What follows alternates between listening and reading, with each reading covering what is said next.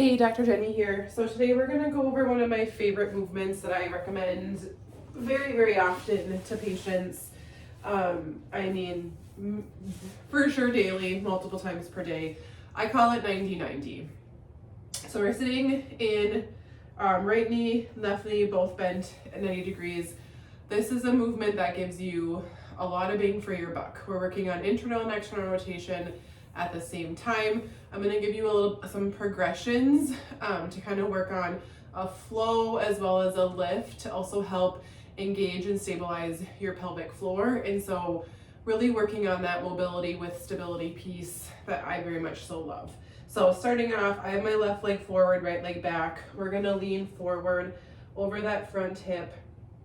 Should feel that stretching, that front butt cheek a bit. And then we're going to come back over that backhand. We're going to force that hip a little bit more into rotation, open up that hip flexor there. You can sit back here, take a couple of nice deep breaths, and then back up to neutral.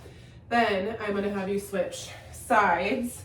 So comparing side to side, how does that feel now with the opposite side forward as we lean forward and then backwards? We really want to work on creating that balance, right? That front leg side to side, that back leg side to side should feel as even as possible as we're working towards balance, especially for those rehabbing any issues, or if you're pregnant or postpartum, all of that healing there. Then we're going to work through a flow. So I'm going to switch back to my left leg forward, right leg back.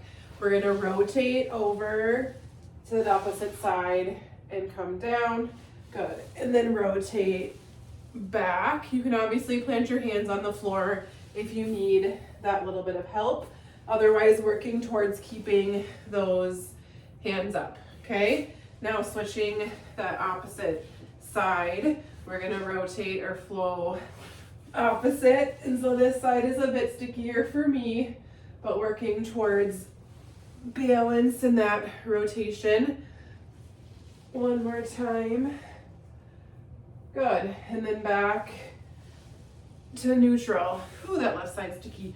Okay, then last, so starting with my starting point, we're going to work on a flow progression. So we're going to go over, get that knee set, and we're going to lift. So we're going to lift up, trying our best not to use our upper body, and then sitting back and down, ideally without bouncing, flowing opposite sides. Now your opposite side should be forward. Finding that lift, and then slowly sitting down and back. Good. Rotating opposite side. This side I gotta work on. Okay. Finding that lift, using that core. Now as we sit down and back, you should feel those pelvic floor muscles lift or working, adding that stability there. So we're here, we're lifting up. Good. Slowly down and back as we go down. Another internal and external rotation stretch I love is called V-sit hold.